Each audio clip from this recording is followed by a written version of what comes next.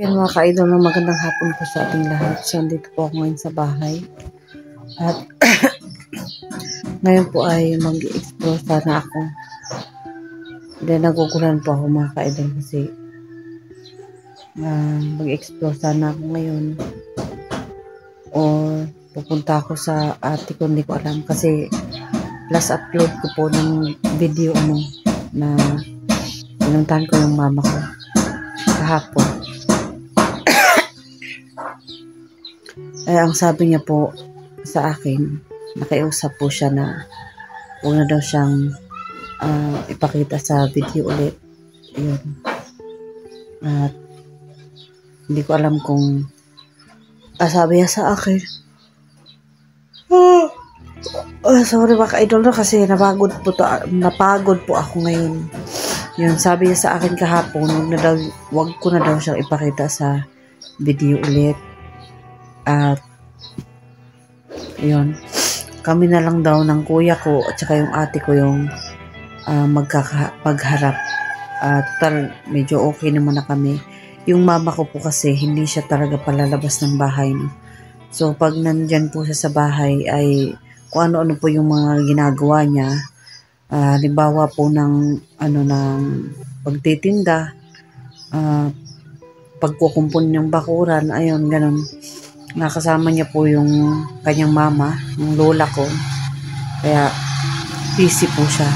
Tsaka kasi meron nga siyang pinagkakalibangan na tindahan. Kung napansin niyo po yung dating magkasama kami na nagpunta kami sa bangko. Yung buha siya pera.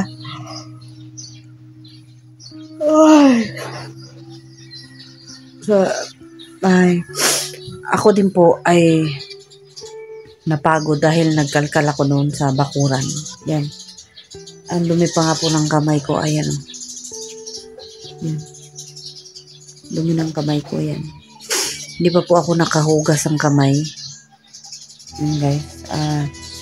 Nag-segregate ako ng basura namin dito. Saka nagwalis. Yun. Nag-arrange ako ng mga halaman. Sayang nga hindi ko binidyo sobrang pagod ko kanina. Kaya yun, nagsiga din ako ng mga dumi. Kahapon po guys, naglaba ako ng mga damit. Ayun. So pagkatapos siguro mag-general ako din sa bahay, maglinis. Tapos yun, naituloy ang kwento. Ayun, yung mama ko, hindi siya palabas ng bahay. Kaya, sabi niya sa akin, kami na lang daw. So, siguro guys, kukunin lang siguro namin yung dokumento. Sorry. Palagi may bumabatak po sa bibig ko dito. Yan, kukunin lang siguro namin yung dokumento guys. At siyempre, kami na lang yung magbibigay, kami na lang yung susolve ng problema namin ngayon. At siyempre, aalamin yung mga buhay-buhay. Kasi hinahanap pa din namin yung iba naming mga kapatid. So, ito. Para naman makausap ko kayo ay gumawa na lang ako ng pag-uusapan natin. So, yung tungkol po dun sa in-upload ko kahapon ay ayaw rin po ng mama ko na ipakita yung video ay yung document po. Siyempre nga naman maraming taong makita at hindi naman nga tayo safe. At para naman din bakit daw ipakita pa sa video kung i-reveal yung kanyang dokumento.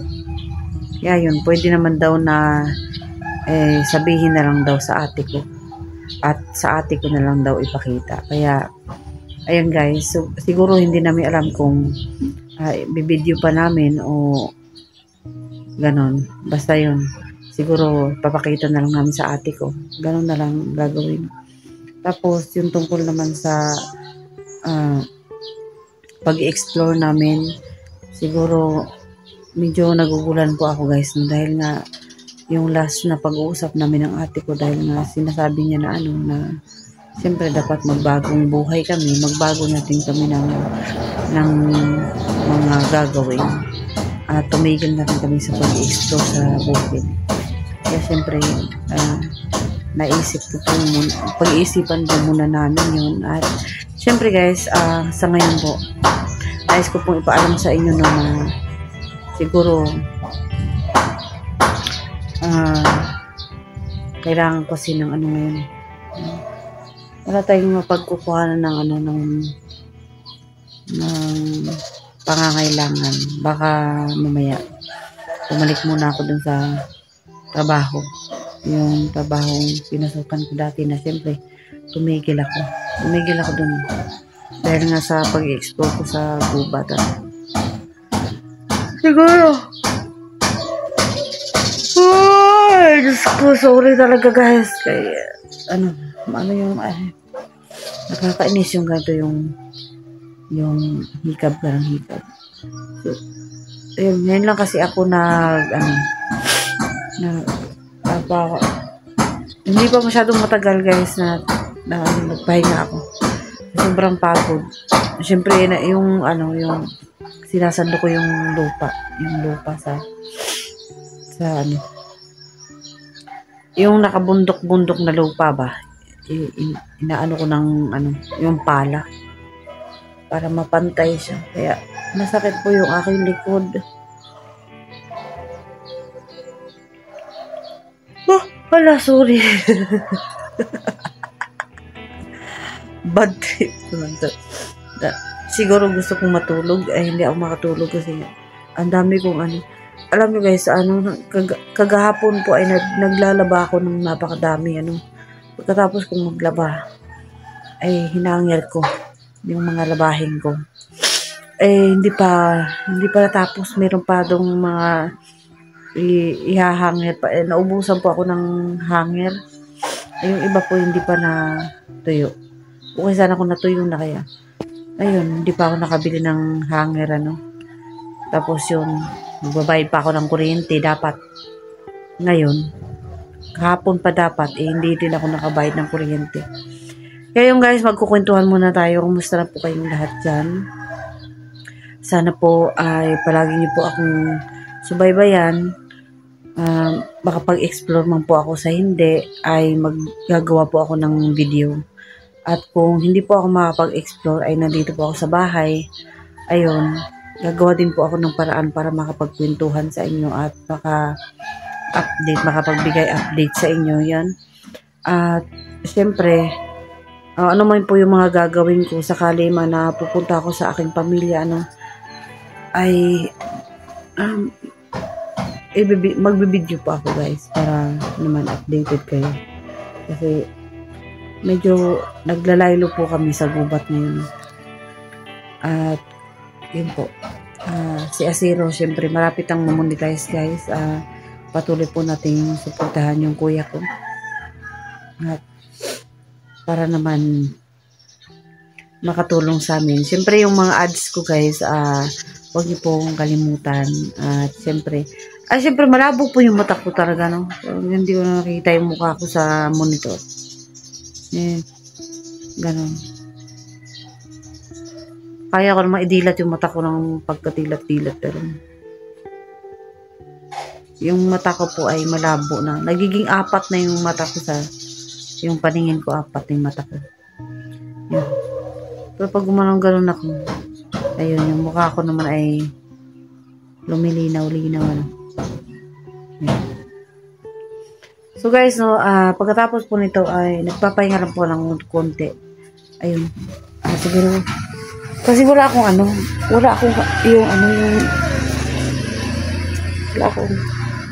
ayun. Ayan. Meron pa akong mga ginagawang kalat. Ayun.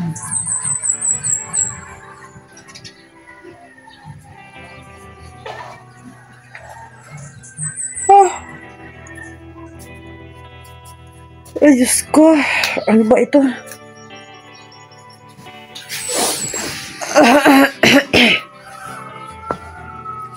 May ginagawa pa akong kalat guys na hindi ko pa siya nalilinis.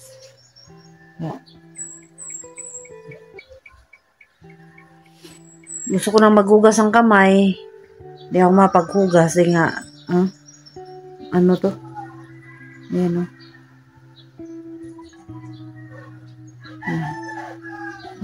Pangit.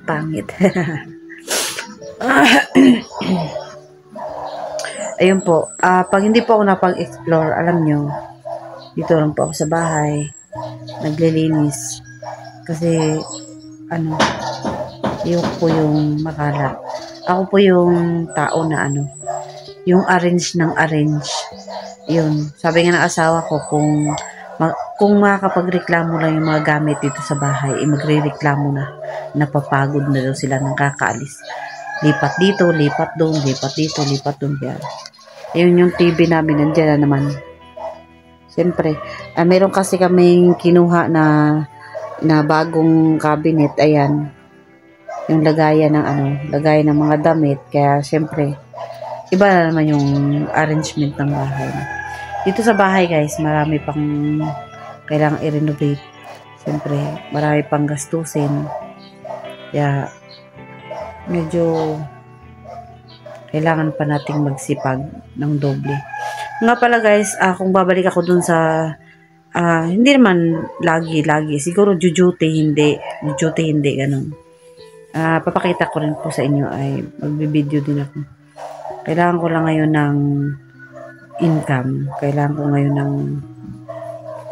ng pera, no? Kasi, ang hirap ng gantong wala tayong pera. Nga tayo dito sa bahay. So, kailangan natin ng diskarte. Ay, Diyos ko! Painis.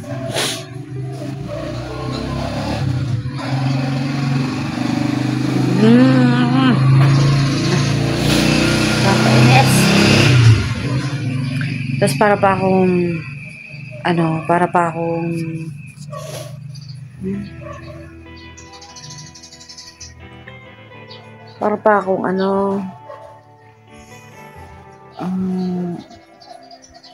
sisipunin, no?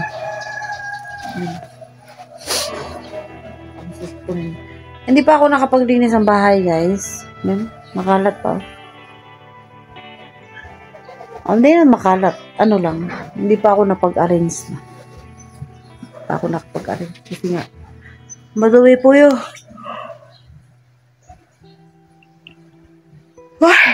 Kumusta na po kayo? Sa lahat po ng mga nag-comment sa akin, no?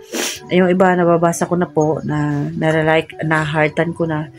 Lahat po ng mga nag-comment sa amin at nanood ng mga videos ko, guys. Salamat po ng maraming. At saka yung gusto ko pa po sanang asikasuhin yung lola ko nga. Dahil nga merong makukuha yung 84 na po siya.